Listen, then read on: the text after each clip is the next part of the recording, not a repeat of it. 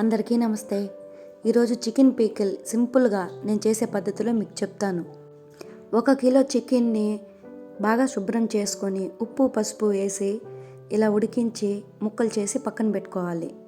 వేరే ప్యాన్లో 3 table spoon ధనియాలు, 2 టేబుల్ స్పూన్ జీలకర్ర, 1 టేబుల్ స్పూన్ ఆవాలు, 6 టేబుల్ స్పూన్ మెంతులు, ఇక చెక్క, లవంగాలు, యాలకులు ఇవన్నీ వేసి దోరగా వేయించి చల్లార్చి పొడి చేసి పక్కన పెట్టుకోవాలి.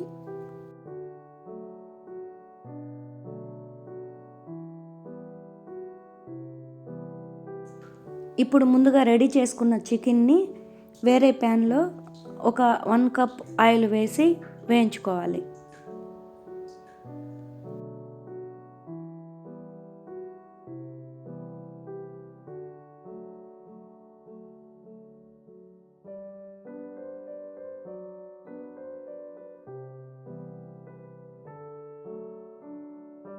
ఇప్పుడు ఇందులో ఒక 4 టేబుల్ స్పూన్ల వరకు అల్లం వెల్లుల్లి పేస్ట్ వేసి పచ్చివాసన పోయేంత వరకు వేయించుకోవాలి.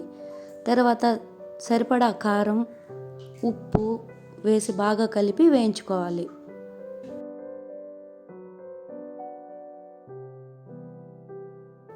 అలా 2-3 నిమిషాల పాటు వేయించుకున్న తర్వాత మనం ముందుగా రెడీ చేసి పెట్టుకున్న పౌడర్ని ఇందులో వేసి బాగా కలుపుకోవాలి.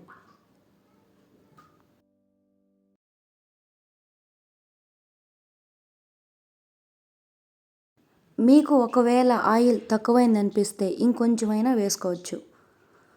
అలా వేసుకొని ఇలా వేయించుకోవాలి. ఈ పచ్చడి వేడి మొత్తం చల్లారిన తర్వాత చిన్న సైజు 4 నిమ్మకాయల రసం దీంట్లో పిండి ఒక రోజంతా ఊరనివ్వాలి. ఇక నెక్స్ట్ డే మీ ఇష్టం. అలా అని ఎక్కువ తినేస్తే ఈ పచ్చడి బాగా వేడి చేస్తుంది. చిలికిన మజ్జిగ కంపల్సరీ తాగాలి.